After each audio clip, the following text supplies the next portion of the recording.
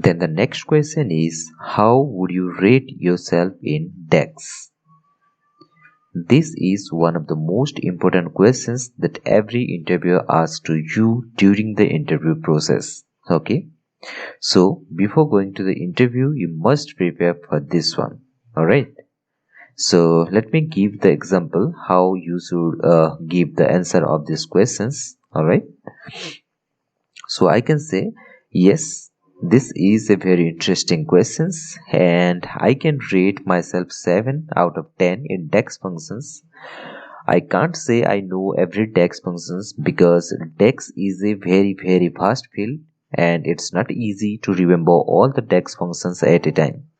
But I know the basic how we can implement the DAX. So whenever it will required, I can check that from Google and implement the DAX in our Power BI report. Okay, so in this way you will give the answer of these questions.